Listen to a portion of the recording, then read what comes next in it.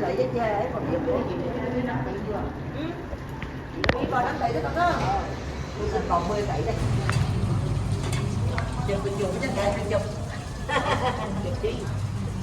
Chụp dùng có gọi tới đây á, chắc đẹp tôi chụp.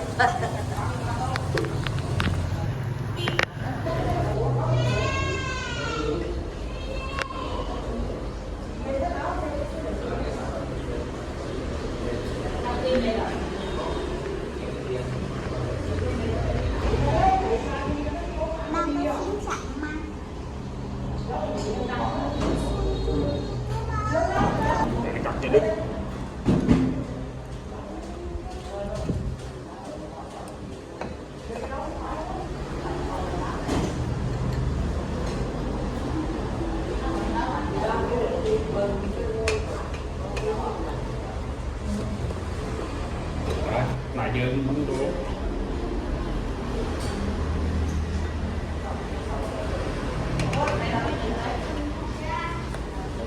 đi vào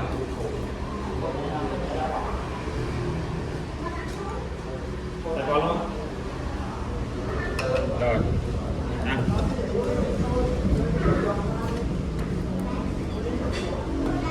Ủa, con định lấy cái muỗng đi để tráng mà.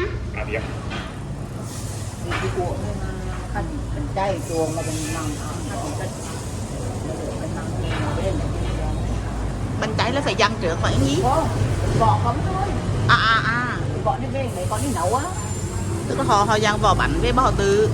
họ đi nấu họ về Dạ, dạ, dạ. mau cháy đó bỏ vô rồi vô rồi hai ra rồi vô mấy quá sáng này lấy con này 60-70 thôi.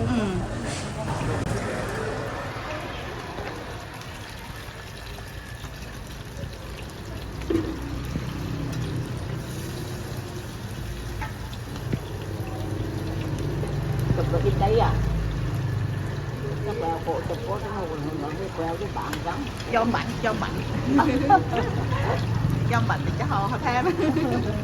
đây qua xe người quán cũng ngon ngoài là mắc quá giờ Nó đúng người. không đông mà gọi ngay mà sáng bạn cũng đem đi Bố sợ gì các bạn bố. 4-3 giờ nữa chuyện Đó. còn lúc hồi dặn cái 1 giờ nè Hồi xưa nhớ có cái đơn chí còn học về trước à. đợt nữa mình chưa là đi làm Giờ làm vô quá được mình cháy vô lắm rồi đó. được không được cả rồi cả con chơi chưa quật rồi là đổ 1 ngày 10 kg bột tầm bắt lắm rồi cái đổ rồi Ra ai ưa thì thằng uổng gì ấy. Bánh tỏ. ai 10 kg bột ra được mình cũng không làm gì